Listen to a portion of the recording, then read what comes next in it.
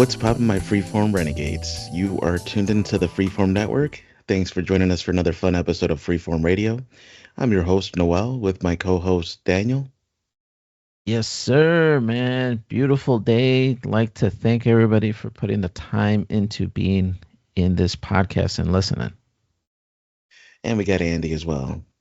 Hey, it's all good, Andy. Want to thank you guys for joining us. The day of the recording, it's Father's Day. Hope all the fathers have a good Father's Day, and we're gonna get back at it. Most definitely. And it is a beautiful day here in Chicago. We've been having some nice weather. Bet wherever your listeners are, we hope you're relaxed and feeling good today. And we're going to just jump right into this. Started off with Andy and some exciting news. Interesting. CERN is shutting down at the end of June. Can you tell us about that? So I was reading this late yesterday. So CERN has had, I think, uh, three shutdowns already. And usually when that happens, a lot of turmoil happens. They're putting that they're going to do this big update. But just to give you some context, so I don't know uh, how many times, every time CERN shuts down, uh, there's been some global events. And the first one was in 2013. Within 24 hours, for like they call them for they're doing some cleanup, some maintenance, and some updates. But the first one was in first major shutdown was in 2013. Within 24 hours, a massive meteor exploded over Russia, and one of the most powerful impacts in modern history. So that was the first one. And then the one that's coming up for this year, it's going to be at the end of this month. I think the 29th or the 30th or something. The second one, long shutdown, and they go for like years. It isn't like a month. They shut down for years. Was in 2018 to 2022. And what happened during that? The pandemic, lockdown, supply chain chaos, economic meltdown. There's political unrest, and we haven't really recovered now. It's shutting down this time into 2030. So now people are like, well, what's going to happen, right? Uh, so people are like, the internet people are just like, well, what the fuck's gonna happen? So there's a lot of discussion, a lot of thought of what's coming, and then what's going on this year, right? America has they're dealing with inflation. It's America's 250th birthday. The whole AI thing. There's people predicting that there's going to be like an AI collapse. Uh, Musk has been talking about it for years. We're coming close where it becomes AI is going to become smarter or than humans, right? That's like a breaking point that he's brought up. There's that, and then they keep bringing up more viruses or whatever the case. We have had the one a couple months ago. It was like, oh, we might have another issue or something, and people are like, we're not worried about that. It's summer, right? And then so now people are talking. They're thinking like, oh shit, what's gonna happen every time this thing goes for updates? Uh, Stuff happens around the world, impacts about everybody. There's all these theories about what exactly that they're doing there, or the multiverse, the splitting, the whole Mandela effect, all that shit happens. They all blame CERN. But I was kind of reading about it. I was just like, damn, like maybe something is gonna happen, right? Um, we got all these endless wars. This with Trump's second presidency, the just starting shit again, and compared to his first term. And I know he's been tweeting more and more about how this deal with Iran, like we ain't paying shit, but we're getting a bunch of oil, whatever. What think of what that you will, but I'm starting to think something is gonna happen. But I just told you, what do you guys think? Like when CERN shuts down, shit happens. I had never heard about any kind of issues happening when it shuts down, so I wasn't really aware of it. And while you were talking, I tried Googling it, but nothing really popped up, at least not quickly from Google. So I'm not sure if these are like in conspiracy realms where they talk about stuff like this, and maybe just the mass public that is not aware of it or doesn't pay attention to it. But yeah, I knew an engineer that used to work for part of that, particle collider program. So yeah, I'm not really too up to speed as to the issues that would happen. I don't know if it's coincidence. I mean, because shit happens all the time, and people are constantly looking for, cause and effect. So yeah, I'm not really sure what's going to happen in June, if anything, when this thing shuts down, other than the normal shit that would happen anyways. Yeah, But sorry, yeah, go ahead. go real quick. Did you ask the guy that worked there what does CERN, what do they actually do besides trying to create the universe, right? That's like their main goal, I think. But there's never really been an explanation, and there's like the real, I don't want to say secretive, but yeah, there's a lot of shit going on. I don't think the average the average person is gonna be like, we're not as, I don't want to say as smart as them, but we might not have an understanding. So that's why all this bullshit, all people conspiracy theories pop up, because we can't comprehend what they're trying to do. We just won't understand it in layman's terms. Yeah, I mean, before Noel jumps in, the little bit that he did was aware of is that it's a huge program. So sometimes the right hand doesn't know what the left hand is doing. So there's sub departmentals, and he was tasked with disposing of radioactive materials during Yeah. the testing. So he had to engineer how to remove this radioactive component and then replace it with a clean copy. And that's what he was in charge of designing. But yeah, I'm not sure what will happen. I agree with you. There's a lot of unknowns, and maybe that's just the way it is. I mean, that's how any really company is. There's not other companies that know what my company that I work for, what they're doing. Some of it's real trade secret, and some of it is kind of hearsay. So yeah, I could expect that in a bigger government situation or a bigger company like this. Yeah, Interesting no. take. What do you got, Noel? Yeah, I mean, the thing is, before the collider was even made and all that just stuff always happened. It will continue to happen, and people sometimes will assign more meaning to it. Maybe it's more exciting that way, to make sense of, oh, this happened because of this, and there's a bigger agenda. And while there is something going on, I don't always attribute it to the super collider. I don't always attribute it to CERN. Uh, it could have something to do with it, right? I'm not disputing that either. It's one of those maybes. It's like possibly, like what Daniel was saying, we don't know enough to really be able to confirm or deny that, yeah, it had something to do with it, and that meteor happened because CERN shut down, or COVID happened because CERN shut down. Uh, I think right now is a time where there's a lot of turmoil in the world, and it's more evident now because we have social media, and so it's in our face and we're more Yes. aware of it. I think ultimately, Nikola Tesla talked about it. Think in terms of frequency, and I think the frequency of the world for a long time already has been kind of going down, and it's just a lot of just negative stuff going on in the world. And I think what needs to happen is we need to focus on being better people and with more morals, and just, it doesn't have to necessarily do with No, God, but we it gotta has to do judge with hard, bro. Hell no. yeah. Yeah, because they want us, man. They want us to be in low vibrational frequencies. They want us to be fearful, anxiety, and scared. They feed off of that. They, you know, there was a thought experiment of if the devil existed, who would he be or what would he do?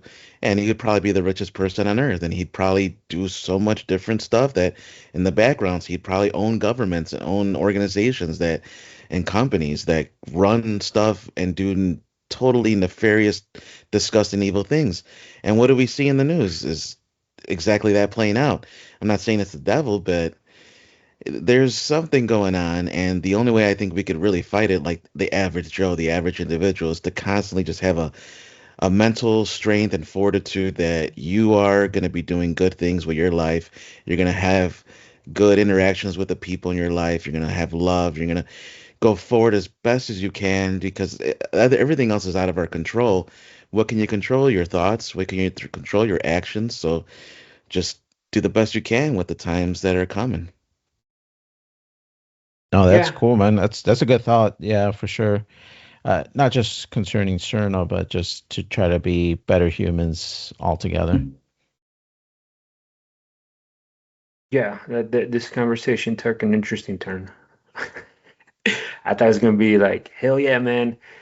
The other thing concerning CERN with the shutdown, and like Noel said, with social media information, we get so much information thrown at us, and it's hard to, it's getting harder to process what's real and what's not. The only other thing that I noticed in my feed is, I think we talked about it in the last podcast or two. I don't recall, but we were talking about if about aliens and like they would come down, and then I think after that recording, I sent you guys a picture of this fake AI picture of Trump walking with like reptilians or Nordics or something. I don't know if you guys saw that. And then now there's more pictures and videos of Trump meeting aliens because there's this big thing of uh, in the recent dump that they know about like seven different races. I've seen documentaries and conspiracy talk about they know there's at least 30 different space or aliens and this. And now it's becoming more frequent where more of these pictures and videos. And then now there's videos of supposedly these captured aliens in Russia and Ukraine where they're like being tortured. I don't know if you had a chance to see some of that. Some of it looks fake. I mean, a lot of them look fake. There's a couple I'm like, damn, this looks real. Maybe that's me wanting to believe, but there's a lot of that floating around. So, and then we just had that movie by Spielberg, Disclosure Day. So I think something with aliens, and in Trump's even tweeted about some people are going to be shocked. Something is coming. Some type of disclosure of officially from the government. Um, and I feel CERN shutting down might contribute to that or something. Maybe they're told don't mess with this no more. Um, but yeah, I mean, the information is being thrown at us, so um, it's gonna be interesting to see what comes about in this year. And uh, it, it's still we're halfway through the year, so we'll see what happens. The only thing I want to throw out there real quick before we change out here, I know our resident MMA expert here, Noel. I know we've been having issues connecting to for recording, but the UFC at the White House, there was so much hype around this, and at the end it got real political. Did you get a chance to see it? I know I didn't get to see it. I wanted to see it, but I just didn't have time because I think it was on a Sunday. Um, what'd you think of the layout, or did you get a chance to see it? Like I thought the setup, the pictures I saw was nice. The actual fights, I didn't even see. Just I saw whatever is on social media, people talking about what happened with the Michelle Obama and all this other stuff. Yeah. Yeah, I actually did see it. And yeah, they made it work, man. I was really surprised. They set it up the outside, event, like a tent kind of thing, Hmm. covered the octagon. And they were expecting rain. There was a delay because of the risk of rain, a risk of a thunderstorm. Yes. And that's another thing with the conspiracy theories. Like people already, talking about how the government controls the weather because coincidentally Hmm. the storm passed completely around the White House, left and right of the White House. Like it's like a circle. It like surrounded it instead of going through it. So the storm is like, yeah, you know what? Let me just skip the White House, which is just very, very strange. But hey, it worked out. They ended up no rain, no thunder, nothing. Everything was nice. Get the The harp going. Get us out of here. and the fights were great. Every single fight had a finish, a TKO or a KO. And so it was just exciting fight after exciting fight. The main event, one of my favorite fighters, I've been watching him since he joined the UFC. He originally was in the World Series of Fighting. Justin Gaethje was a champion there, came over to the UFC. Exciting fight after exciting fight. This guy's always coming up to fight for his life. He literally says he doesn't expect to live at the end of his fights, and if he does, it's just a blessing. Like it's so he goes in there ready for war, and the guy who was gonna fight, Ilya Topuria, is right now considered like one of the best fighters in the world, greatest of all time kind of conversation, you know. And so he knocked out a bunch of people that had knocked out Justin Gaethje. So everybody was writing off Justin Gaethje, saying he's gonna lose, he's not gonna win, and the U.S. gonna look bad, and you know you're gonna have an outsider foreigner winning. It ended up being the opposite. Justin Gaethje absolutely demolished Ilia Topuria. It was one of the biggest upsets probably in MMA history. Everybody wrote him off, and he absolutely demolished him from the start of the fight. The very first jab he threw stung Ilia Topuria's eye, and you could see it started to like get damaged very, very quickly early on. And throughout the fight, I think it lasted to the fourth round. His eyes just started swelling and getting really damaged and bloody, and he looked terrible, bro. But that's what Justin Gaethje does. He makes people look horrendous afterwards. Like they just got hit by a freight train, dude. It's terrible. But Justin Gaethje, props to him. He survived a second round barrage to his liver. And most people, when they get hit in the liver properly, they go down and they stay down, and that's it. He somehow, some way managed to fight through it. He almost got finished in the second round, but after that, it was the shift. After that, it was his fight. So the first round, Justin Gaethje won. Second round, Ilia Topuria almost put him away. But after that, the third, fourth, I would say were Justin Gaethje's rounds. And after the fourth, he landed this really bad, like devastating knee to Ilia Topuria's ribs, and people were saying he possibly broke his rib. But long story short, at the end of the fourth round, they go to their corners, and Ilia Topuria is sitting down, and I think what people heard is he said no mas or no more or something like that, and his brother waved it off like, no, that's it, like it's done. So it ended by essentially stoppage, like the corner stoppage. Yeah. Yeah, I know. I've heard the last fight was good. Let us know what you guys think at FF and Questions about the fight, but we got to get going here. Let's go to Danny. I think he, being with it's Father's Day, he got on here. Must be proud. I see Junior. We talked about Junior got a job. Tell us what bag of emotions you have of with your son getting a job. Yeah, it's kind of exciting to see him take his next steps here and becoming a young adult and moving on and just taking those milestone steps. So yeah, he started working. This happened about a month ago or so, but I just haven't had a chance to talk about it. But yeah, he's working here at the local grocery store. He's one of those people that take online orders. So when you call and you don't want to shop and you just want to pick up your stuff and somebody to drop it off in your trunk, he's one of those workers.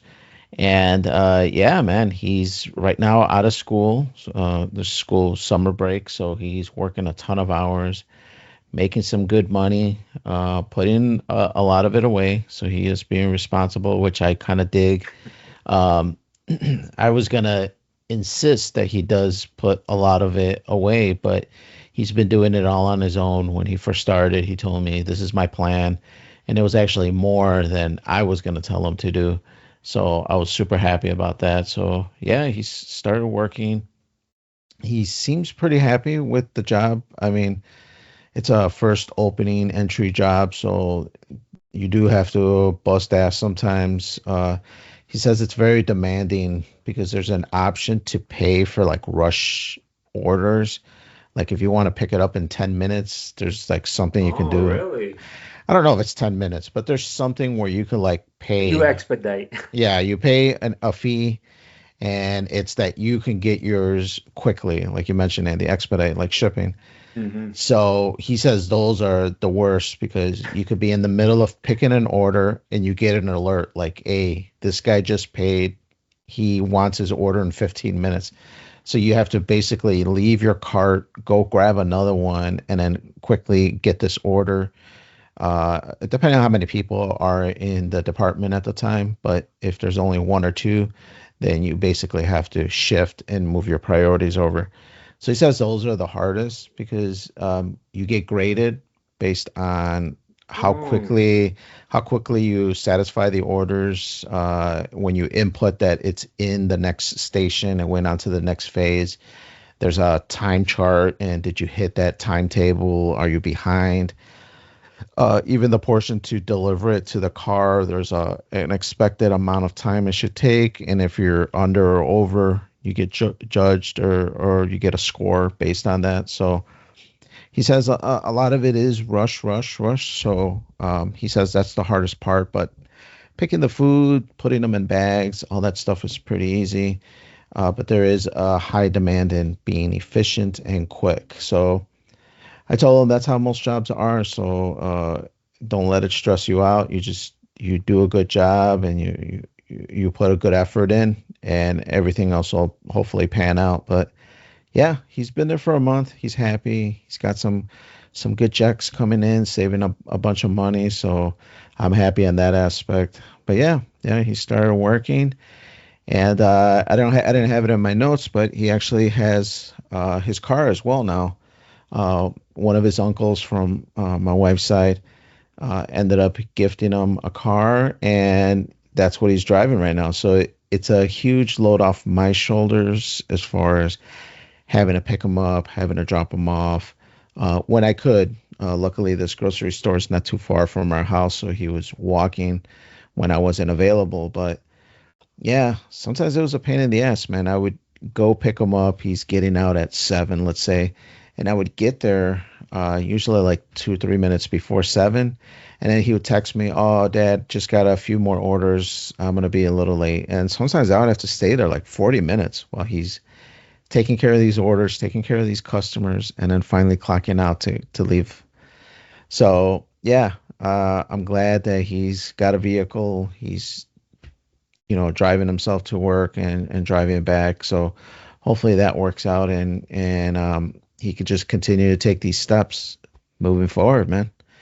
But yeah, super excited. Yeah, Yeah, that's great, man. the grocery store where he works. I mean, you told me. I was one of. I think it was like my second job I've ever had, and um, it's a good structure. Uh, it's a big one. So they had when I was there, like you can improve if you want to do something different. If you get tired of that, there's other jobs at other locations if you want to do opportunity to do more than what you're doing. If you, I think you get bored, but like this is not for me, or you could get gain some have some initiative to do something else because there's opportunities to grow somewhere else. So um, and it's a good thing, man. I'm glad he's working there, and I'm pretty sure he's going to learn a lot from it. And like you said, this whole expedite. So now there's like a rush in a timetable. I always like with the younger kids. I can see there's some frustration when there's a timeline or a deadline, and then you can Right. see like they're like, what am I going to do here? Yeah, I definitely think that's a good thing because he needs to learn, not just him, but these younger generation need to learn how to deal with stress, deadlines, and expectations. And sometimes that could be tough. Um, but yeah, he just needs to learn how to cope and deal with it, which he has. So sometimes he does come home a little more tired because it was a rush day, and you could see it in his face that it wore him out a little bit. But I think these are all good learning tools. And yeah, his chart for his department. There must be like a dozen workers in that department. And when he first used to get the schedule, he was at the very bottom. And he told me that they put him in the order of employment. So the one that's at the very top has been there in the department the longest, and the one at the bottom are the newbies, the guys that are in training. Well, now he's in the middle of the the schedule. So I told him, I'm like, yeah, are people quitting or what's going on? And he's like, yeah, a few people quit, and then a few people move on, like you mentioned, Andy, to new departments, became cashiers, became stockers, became the deli or whatever other stuff they have open. So yeah, he is excited to eventually maybe move over to cashier. So yeah, we'll have to see how it pans out. Definitely a good learning experience either way. And now he's got a car, so he definitely has to make money to keep paying insurance, gas, plates, registrations, and all that other good Hey, stuff in life, man. when he's out and he's like, he drives, you ever just text him like, "Hey, go get me a Frosty or something from Wendy's. Go drive over there before you get home and like and just go and just like you got money, buy it from me." You should do that No, just to see. Oh, your mom wants something like a shake from McDonald's. Get it for her. And I just yeah, let me know his reaction. I'll definitely have to test him. But he did ask me like yesterday. He was up in the morning and he worked in later that afternoon. And he's like, Dad, I'm gonna go to McDonald's for breakfast. You want anything? So he did offer if I needed anything. I don't know if he was gonna charge me because he was going to McDonald's for breakfast, but yeah. Well, I'll have to test him and let you know. It's But, hilarious. but yeah, just a couple other quick things. With me, I beat GTA. I think I kind of mentioned it that I had modded the GTA game, GTA 4 that I had.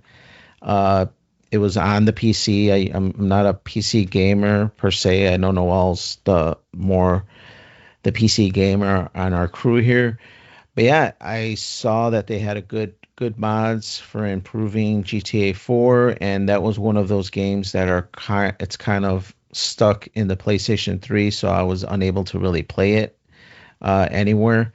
So I went out to the PC. I was really super happy. I mentioned it before. The mod was real awesome. It was real stable, running very well on Junior's old PC that he gave to me when I got him his new one. But yeah, man, I finally beat it. Never beat GTA 4, even in the original PlayStation 3 when I played it the first time. GTA games are pretty big, man, and sometimes it's really daunting, just everything you need to do. But the story was actually pretty good in GTA 4. I don't know why I didn't beat it the first time, but yeah, I stuck through it, finished all the missions, finished all the side stuff, and then beat the game, and it was super excited, man. I was really happy to beat it. And actually, the week that I beat it, which was now about like 2 weeks ago or so, I saw rumors that there might potentially be a PlayStation 5 like upres version that Rockstar supposedly working on, and allegedly they were gonna announce it in these next couple weeks. Usually June is when a lot of big game announcements come out. So I haven't heard anything yet. The month's almost over. I doubt it's gonna happen now, but yeah. Either way, I was super excited to beat it and put it behind me. Was this a game? I know you play GTA every now and then, Andy. Did you play GTA 4 at all? Where's the city on that one? It's like the fake New York, and it's with the Russian or The I. first one on the PS2? Was that the one? Not No, this the no, this came out on PlayStation 3 and one of the Xboxes, I believe 360. But yeah, this is when it took that graphical leap. The other ones before, Vice City, San Andreas, those were all PlayStation 2. This was the first like next gen PlayStation 3 GTA.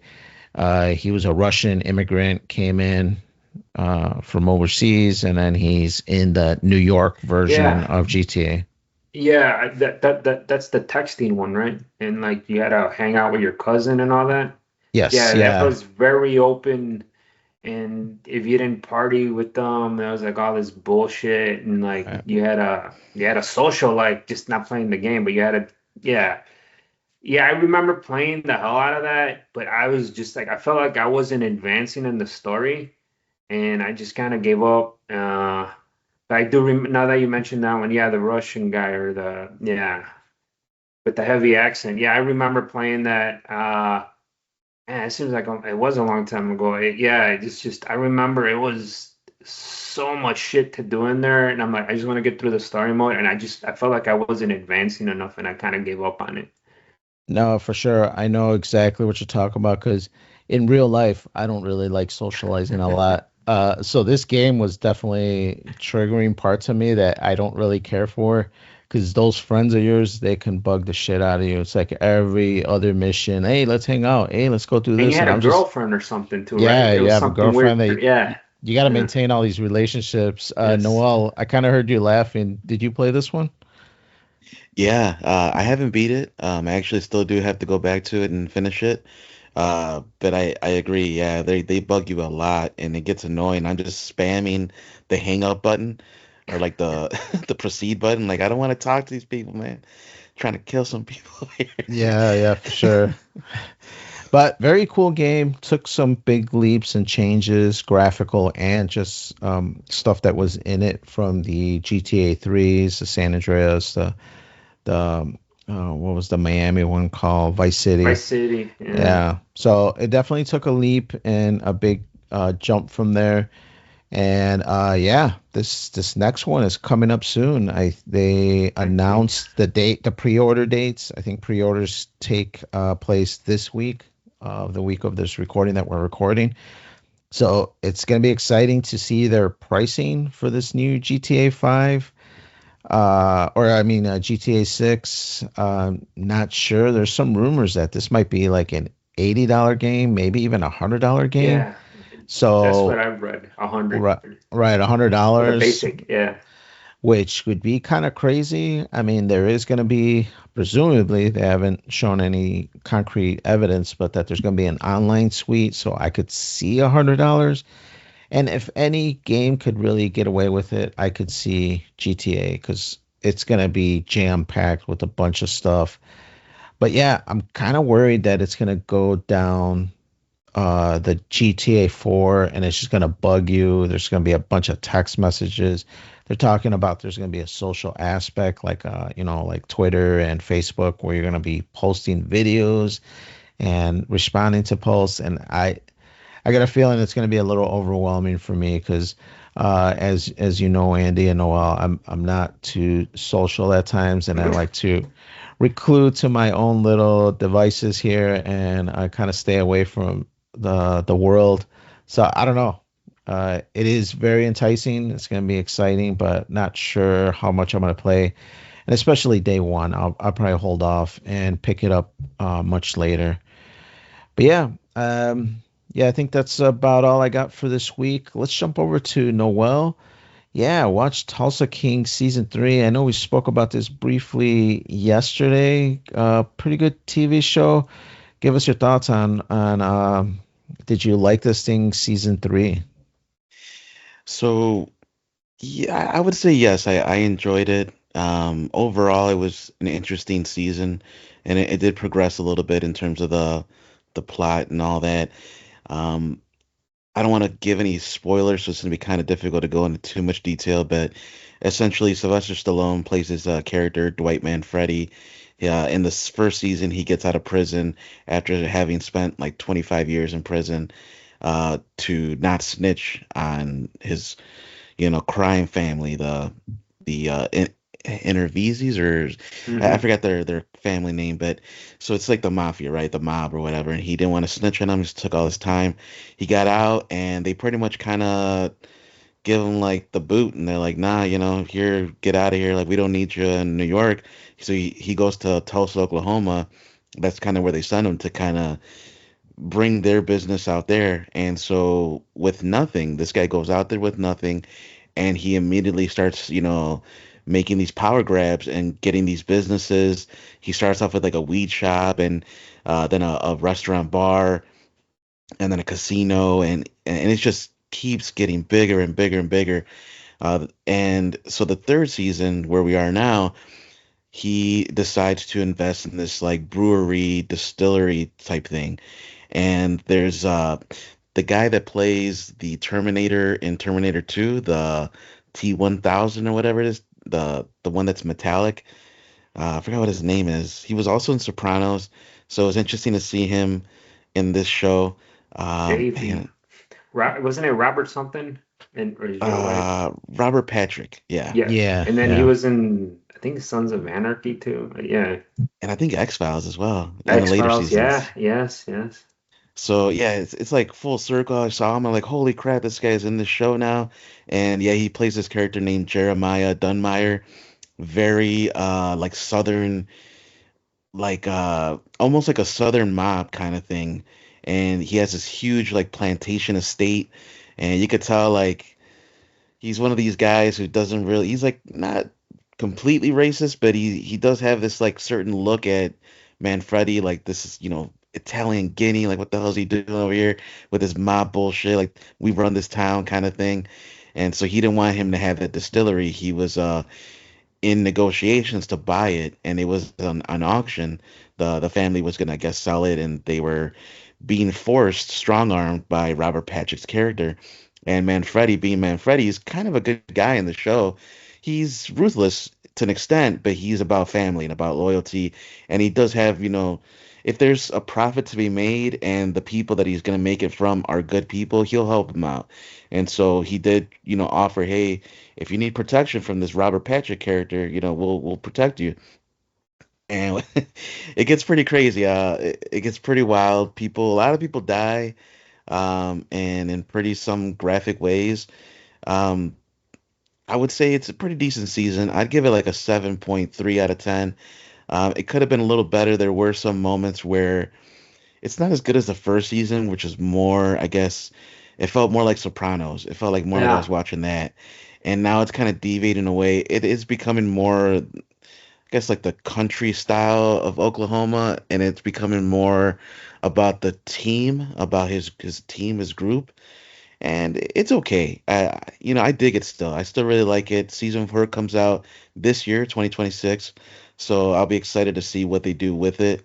Um, and some other characters that were in it, Frank Grillo, he plays another mobster, Bevilacqua, and he ends up playing a part in kind of getting Manfredi's back from the New York mob, who are still trying to, kind of do Manfredi wrong. Despite all the time he did for them, they still don't really value it, and they feel like he owes them. And so they're like, "Hey, you're getting all this money over here in Oklahoma. Like, where's our kit? Where's our part?" And then they wanted to get 80% of his business.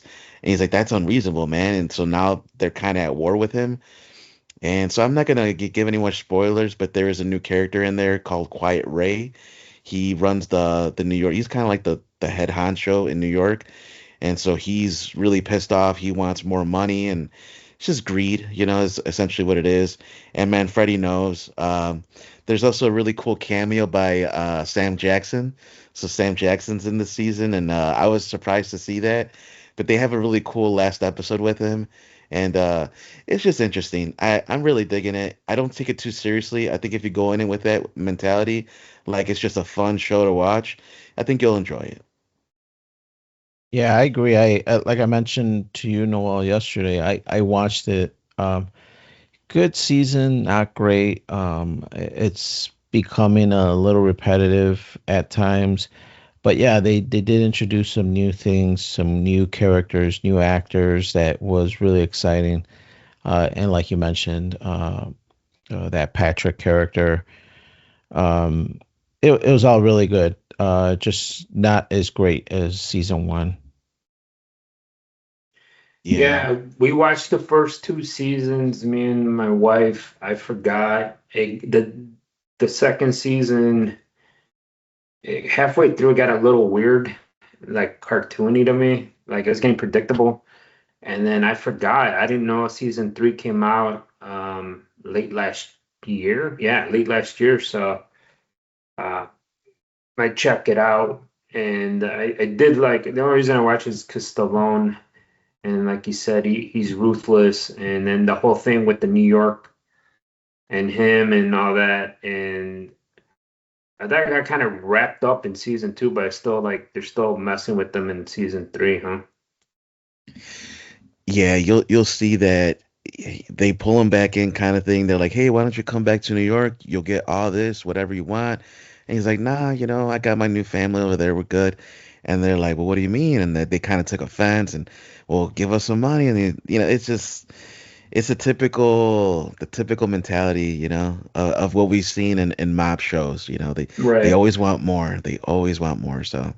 But yeah, I'm excited to see what season four brings because it did kind of leave some things unresolved. Some characters that are still, going to be playing a key part. So we'll see how season four is.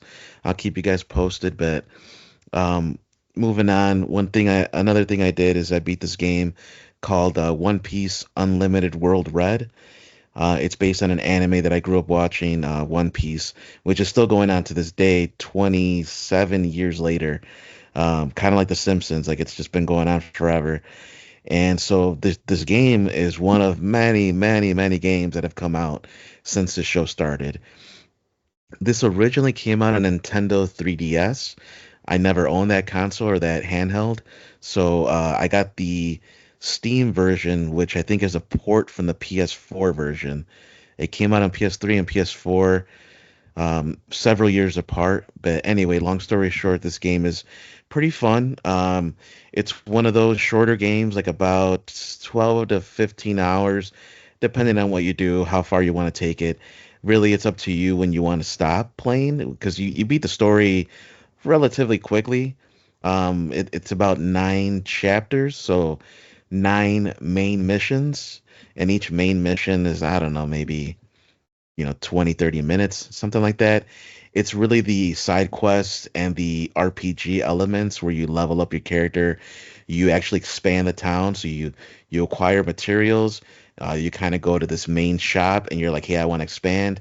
They're like, what do you want to build? I want to build a bar. I want to build a library. I want to build a warehouse, whatever, and it's you just use the materials you get throughout your missions, and it's a simple but pretty expansive in terms of what they offer you the abilities. Like you can upgrade your character, you can upgrade your maneuvers, like your moves, and make it stronger, give yourself more healing power or more strength and whatever. There's all sorts of different combinations you can do, and it's interesting in that regard. And the graphics hold up as well. Despite being a game that came out, I think it was 2013, 2014, so it's over 10 years old. It still looks really sharp. I think it's really benefited from the fact that they used a certain art style that it bodes well with upscaling. Like it really it does really well with upscaling. It's not like one of these hyper realistic kind of games where if you upscale it from a 2014 game. Like if you play like Max Payne or something, it's not going to upscale as well as like something that's like cel shaded or like Right. more cartoony. So ultimately, though, the really quick the story. It's what's cool is its own story. It has nothing to do with the anime except for the characters. And so this character, a new one, the villain, is Patrick Redfield. They call him the pirate known as Red. He used to be a former admiral of the world government. And one of the things about the show is they deal with a world government, a one world order that just has their clutches and everything. And so these pirates are like the rebels of that. And so this character, Patrick Redfield, he's like this vampire type character who has this ability to suck your blood, and essentially make you wither in old age while maintaining his age. And I think at this point he's like 80 years old, but he looks like he's 20 or 30. And so it's interesting, the whole Dracula aesthetic and the vampire uh ability. It was something cool specific to this game, and I would probably give it like a 7 out of 10. That's like the typical consensus too in the reviews here. Short game, but fun nonetheless. Just something in between, my next big game. So yeah. Yeah, I know Junior was into One Piece for a minute, and there was a few that I was interested in buying for him so we can play. This one doesn't sound familiar, so I'm not really sure which one was the one that we were looking into, but then we didn't end up buying. But yeah, these games can be kind of big, depending on what its structure is. Sounds kind of interesting with the vampire twist. Yeah, no, it's really cool. And it's a fun game, just a chill one. Nothing too crazy. There's other games that actually I'm looking forward to that are One Piece related, but this was one of those that I was like, you know what? Before I get to those, let me. I think I picked it up for like $5 or less, probably like $3, $4. So it was a super cheap game on sale, and it was fun. I do recommend it to anyone that's into One Piece, or even if you're just into like just playing a fun, chill RPG with some town s- kind of sim aesthetic. Like you're kind of creating this town a little bit. And one last thing I'm going to say, just really quick before we get to the article, it's since we're talking about vampires and all that stuff. I watched this movie Dracula. There's so many different iterations. This one came out in '73. The director's Dan Curtis. He's been in the horror realm for decades. He passed away in 2006, but he was part of a bunch of different horror movies and TV shows as well, mainly Dark Shadows. That's one that he's most known for. And Dracula, it's essentially Bram Stoker's Dracula, the same story, but told in a different way with Jack Palance as the main actor playing Dracula. And What? Jack Palance played Dracula? exactly, dude, Holy exactly. shit. You And think I'm it a, was I'm a like some pretty cowboy and shit, not Dracula. exactly, dude. Such a contrast, man, from City Slickers to that. Yeah. So if you've never seen it, highly recommend it. It's actually a really good movie. And I think it's in really good quality too. If you watch it, I think on Amazon Prime or Tubi or it's on one of those free streamings. That's how I saw it originally, and then I ended up buying the Blu-ray after because I was like, this is actually good. It's got a 6.2 out of 10, 3,000 votes. But for a horror movie from the Holy shit. 70s, definitely worth it. He also has more energy than I thought he would, but he was younger too. It was the 70s, so he's probably like 40, I think. Um, he had more I'm energy. I'm looking at a picture of him, and usually you think Dracula looks young. He looks like an old Dracula in this one. Yeah, well, Jack Palance always had that like mature look to him. He was born in 1919, so yeah, in 73, yeah, he was almost going to be 60 years old at the end of that decade. So yeah, he was a little bit up there, but yeah, no, it's definitely worth watching. If you've never seen it, Andy, I highly recommend it. It's definitely worth watching if you've seen the other Draculas. I'm always trying to find like the next one to watch because I want to see the different takes on it. I like it, so yeah, recommend that one. But Yeah. but yeah, I think that's it for the week here. Let's go ahead and get into the article of the week.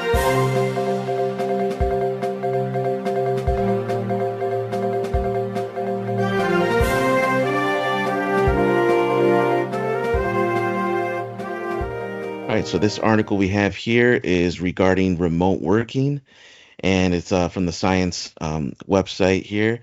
So just kind of recap the article a little bit. I'm not going to go into too much detail. It is a little lengthier, but it's mainly I just want to kind of get your opinions on it and just to see, what our audience thinks about it as well. Maybe some of our audience members are remote workers, and I'm just kind of curious about this. So remote work in the United States has skyrocketed since the start of the pandemic. In 2019, the percentage of days people work from home accounted for just 7% of the all work days.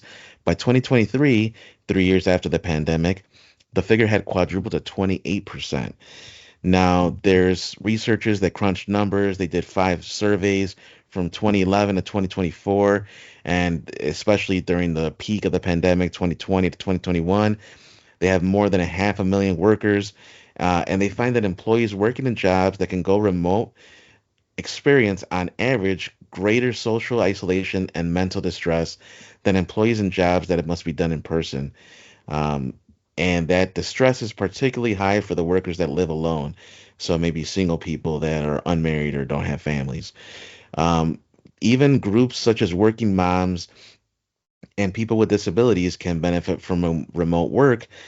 However, you might think that their mental distress goes down, but it looks like an economist, Natalia Emanuel of the Federal Reserve Bank of New York City, says that we actually see the entire distribution shifting more towards distress, or to more distress. If remote work is harming mental health or contributing to loneliness epidemic, the action is urgently needed to protect workers. Now, what they're saying is it doesn't necessarily mean that everybody should be working at an office, but there should be a better design to make it less mentally draining, I guess, for people, or less stressful for people. And they did a bunch of analysis, a bunch of different studies. And going on here, it says remote work triggers distress is too simple a story. Population-wide social isolation or time spent alone and mental distress have increased since the pandemic.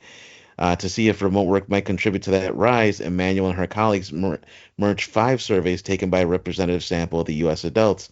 They broke it into 2 different groups, and it kind of just goes into detail about how they broke it up. And they found that essentially 4.6 percentage points more likely to go to see a mental health professional if you work remote. So that's not so crazy, but it is higher technically. So I guess using that 4%, 4.6% made it seem like, yeah, if you work remote, you're probably going to be a little bit more lonely. You're going to want to see a therapist. And I just looked at it and it is divided. They do say like, yeah, people are disagreeing with it, but they do have the study and it does, kind of back that up. But I think it's a little bit too generalized. I think it really has to do with the person. And it essentially is just kind of saying what we should do is redesign the way we work at our jobs, maybe have more social interactions. Obviously, a time to focus on your work, but also a time to deal with your colleagues and kind of be constructive and creative and just have more camaraderie, I guess. And so, all in all, I think personally, my opinion on it is remote work really depends on the individual. Some people are social butterflies. They definitely need to be around people. They're extroverted, and without that, they get drained because being extroverted means you're actively energized when you're talking with people and engaging in these social activities. Whereas myself, I'm more introverted. I actually need time to recharge. Being at work sometimes is draining. Having to here for the 4th time the sunny weather. Oh, it's a nice day outside, and be like, yeah, it's beautiful and all that can be more draining for me than being at home. And I know we just talked about it earlier. Daniel saying he's not the most social guy either. Andy, I don't know where you stand on this, but I love talking to people, especially you the love ladies. talking. There we go. All right. Well, yeah, that's I'm curious about you guys' take on this. I think I personally would do really well socially, at home, remotely. I think my social life balances out somewhat where I don't really need to be in the office as much. But what do you guys think? Yeah, the remote work, it's I think with a lot of corporate companies, it's a love-hate thing. They want to offer the flexibility of that, but yeah, I think it was done out of a necessity during the pandemic, and people made it work. Like always, companies adjusting on the fly. But now I think the study is more about mental health. This article, and but work-wise, I think a lot of people that come into the office, they still have a lot of resentment for people who work from home. I think it's a tool. It allows flexibility. We need to be home, but I know there's a lot of pushback from people that work remote that don't want to come in for whatever reasons. But I think I get the whole mental thing. I think the whole thing of working remotely. I I did it during the pandemic. I do it every once in a while, but I'm not a big fan of it because I'm not working to the best of my abilities with the setup I have at the house and at work. I get you could be there, and if you got questions, you go to other departments. You can send them an email. If you don't get a reply, you go talk to them or see what the issue is. They might have a busy day or they're frustrated, but you get more of an answer than just through Teams or through an email. I feel like the work is produced faster, but again, it's everybody's different. And I think going forward, the way a lot of the work companies are structured is you're supposed to be in the office, and I don't see that going away unless something catastrophic happens again.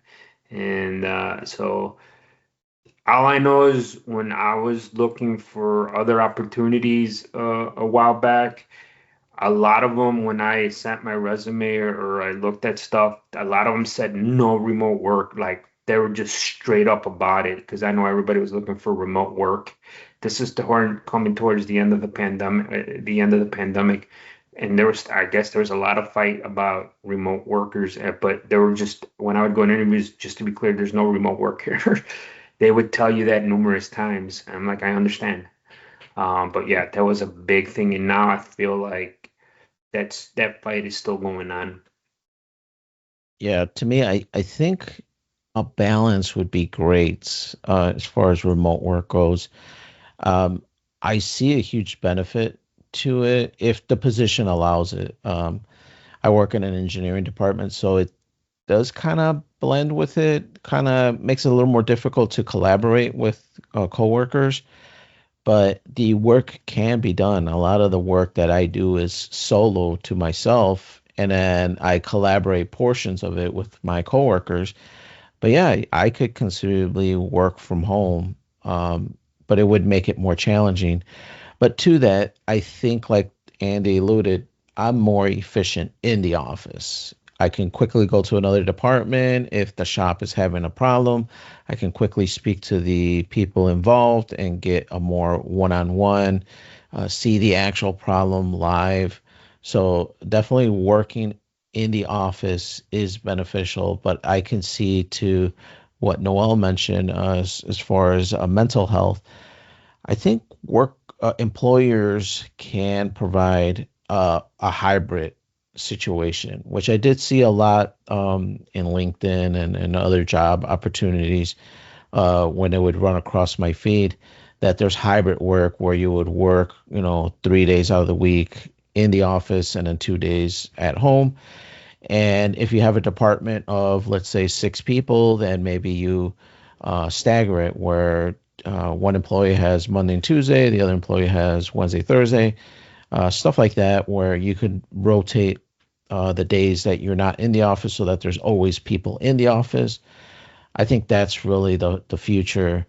I agree with you, Andy. I think during COVID, everybody was at home, and then it was a shock to a lot of people to come back into the office. I know we're not talking about schooling, but while the pandemic was going on and junior was remote 100%, as soon as the school opened up and they were allowing people to come back, I told my wife, I'm like, he's going back to school because there is a lot of social things that you don't get when you're solo and you're just sitting in an office. And although my son is kind of a solo kid, he doesn't really, he does have friends, but he doesn't hang out with them constantly.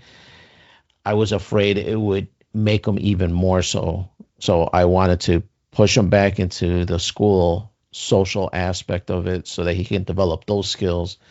Because when you're in the office, you do need to learn how to communicate with other people. So, anyways, going back to the remote, I think it's beneficial. I think companies that make the harsh correction of no remote, I think that's going to be a difficult pill to sell to younger employees. Yeah, you guys make some really good points. Yeah, going back with Andy about your setup not being the most conducive to getting productivity. I think if a person sets up their home office correctly, it could probably be even more efficient. And I'm just speaking from my personal experience and the what I do specifically for my job. Obviously, every job is so different, so you can't apply remote work to everybody. You can't be a plumber and work remotely, right? Like, there's certain things that you have to do in person. But for some, let's say customer service or inside sales, where you're not going out to customers, all of that can be done remotely. In my specific job, we communicate with customers, we communicate with Yeah. sales, we communicate with the warehouse, everybody, purchasing, pricing, all different departments, but not in person. It's all done through Teams. We use Microsoft Teams, the program we're using now. And so there's really limited interaction, physical, face to face. It's really just my colleagues because I do work in an office right now, but we have worked remotely on occasion. So it's not a hybrid per se, but the option is there if there's, very bad weather or somebody's sick. You can work from home on occasion. It's not always guaranteed. But I found it works really well for certain positions where you're not going to need that face to face and you can still communicate. You can still have that social interaction. You can still call people. And if you did feel lonely or you did have that mental distress of I don't see people anymore, you could set that up after hours. I think work is to get work done, and I don't think you need to be in an office where you're not going to even talk to anybody in face to face, but you're still going to do that work. Just like when you go to movies, the theater, you're not talking to people during the movie, you're watching the movie. So while it is sometimes more enjoyable to do it with people you care about, technically you could do it alone and it'll be the same experience. You're just watching this movie. And so when you're working, I don't need my coworkers next to me like, "Hey, what's up?" Because I could just text you what's up. I could just call you and say what's up. I don't need you next to me. I'm still focused on my work. It's Right. actually better for me not to have people around because I find it actually distracts me. And I'm not the kind of person to be a jerk. So if somebody's like, "Hey, Noel, what about this and this and this? And how's your family and this and that?" I'm gonna obviously, "Hey, yeah, and how's your family?" and go back and forth. And if you hit the tennis ball, I'm gonna hit it back, and I'm not gonna just let it hit the wall and just like, all right, see ya. I'm not a jerk like that. Yeah. So it distracts me, and it's like, man, if I did work remote, I get so much more work done. But I see your guys' points on it too. It's a maybe it's a generational thing, or maybe it's just like that's your personality, which I mean we kind of know. I get it. That's how Noel is, or that's how Danny is. But yeah, I mean, going back to what I said, like my setup, I feel it for me is not as I won't be as effective here at the house. Some of that's me. I could get another monitor and like, but I'm just like I don't want to do all that because I want to keep it separate as much as I can, work and home. But maybe if I had to set up like in grandma's boy, that guy with the black leather jacket with the tilted and the screens in the air, maybe I could get more shit done that way in my little sushi kit. I'll probably get a lot of done, but yeah, to each his own. I know the whole remote work. It's becoming in the workforce not a big issue, but it's still a lot of people trying to keep it as much as they can because yeah, working from home, you're like, okay, I'm not as busy right now. Let me do this, that inside your house, or let me try to schedule this appointment to come fix this, and you're not completely focused at your job. You're focused on trying to multitasking. Danny's heard my views on multitasking. You're just not 100% focused on your job. Yeah, no, I agree. When you're at home, it's too easy to get distracted. I know Noel's talking about getting distracted at work, but I think Yeah. it's just as easily getting distracted at home with the dog is barking. Let me let the dog out. And then now that I'm letting the dog out, oh, my garbage needs to be thrown out. Then you throw out Mm, the garbage. And then before you know it, you're 10 minutes into it, and that's 10 minutes that you're away from doing productivity for your company. So I could see it both ways. I think I can work well at home because of my job. I do have a setup with dual monitors, so I won't lose as much. I have keyboards, I have everything I would need to work remote here. But I get your thoughts too, Andy, about trying to keep it separate, trying to be at site as best you can. And I do agree. To me, that is when I am the most efficient for the company, is when I'm there. But there's a huge benefit. not just mentally like we were talking about, but even car wise, gas, just the wear and tear on driving, dealing with the stress of driving. I Yeah, mean, and I that's the worst myself, part of it.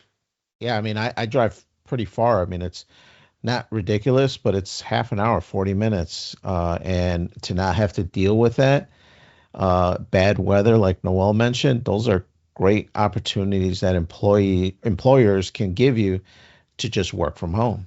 I think that's the best time. I was like, fuck, I wish I were had more, do more remote is when we have in winter with the storms. Yeah, yeah. I just look Right. outside like, nah, I'm gonna work from home today. And Yeah. like, hell no, I'm not driving. A commute like Danny says, like 40 minutes can turn into an hour plus because depending on the conditions of the road, everybody Right. drives slower. It's just Hmm. a whole freaking mess. And And that's like I God said, forbid that you get into an accident or something. yeah. And then Yeah. that's when I'm like, I need flexibility. I need to work from home. That's why I'm out for 100% remote work. Yeah, to me, in my supervisor role, I'm constantly during the winter, especially like you mentioned, Andy, I'm constantly looking at the weather, and if I see there's going to be a bad snowstorm, I'm already talking to management and like, hey, can I offer remote work to the guys tomorrow or whatever, whenever the storm's coming? To then that way give them the option. And I think the employees appreciate it because yeah, they don't want to deal with the snow either. So they're like, oh, my employer is giving me the opportunity to work remote if the weather's bad. That's great. So I think it's a plus. I think I know people don't want to come back, but I think some kind of hybrid is really the answer.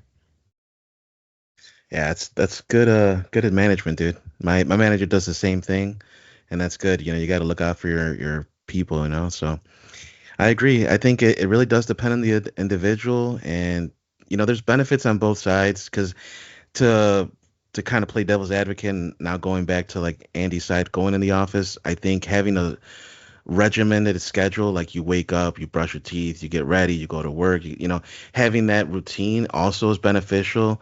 And some people might fall into this, like if you work remotely, you'll just be in your PJs all day. You won't even do your bed, you know, you just fall into this like lazier and lazier routine. It's possible, right? So I can see both sides, the pros and cons. It really is the individual though. Yeah, I've always told Danny, like, and my wife, and like, routine is the spice of life. A lot of people are succeed with routine. I know some people hate it. There's a lot of people that do really well on there. I'm one of those people. Like, I know every day, 5 days a week, I get up at this time, I do this, I shower, do this, get my kid ready for daycare. It's been like that for like 4 years now. So, and then you go to work, and like structure really helps a lot of people, but it's um it's just the way it is. And like every once in a while, I'm like, yeah, especially in the winter, I'm like, yeah, it's bad. I'm gonna stay home and work from home today. And then, but yeah. But speaking of that, guys, we got to wrap this up. We want to thank you for listening. Remember, you can follow Freeform Network on Facebook and X under Freeform Network. You could send all your questions and suggestions to ffnquestions@gmail.com. You guys like routine? You like working from home? Let us know about the CERN thing. All the games that these guys, or what are you guys beating at ffnquestions@gmail.com. Don't forget to check out our webpage, freeformnetwork.podbean.com. You see all our episodes there, our legacy episodes. We've been doing this. I was looking at it. We've been doing this a long time. I want to thank you guys for continuing to listen and support us. Uh, but all the old stuff, it's all on the website. It's not all on our apps or like on YouTube and Stitcher and all that. Everything's on the website. And then we want to thank you. We got Danny today. Yes, sir, man. Like you said, Andy, Father's Day. Gonna go eat me some chicken wings. Stop by Hooters a little later. Very And then we got nice. Noel. Man, yeah, thank you all everybody for listening and sticking with us. And I don't know what I'm gonna eat, but now you said Hooters, man. Dang, dude, I might have to get some of that too. I heard I know we're exiting here, but I heard the Hooters by Melrose closed down. What? Or they're temporarily shut down. So I don't know. We're gonna have to send Noel to do a field investigation. Dang. Yeah, It I'll ain't report so. next one. Yeah. Yeah, they seen a lot of people crash and burn there. Watched a couple of Super Bowls there too. But oh man, yeah, it's all good, Andy. Want to thank you guys for listening to us. We want to wish everybody again a happy Father's Day, and then we'll catch y'all next time, man. Have a good week.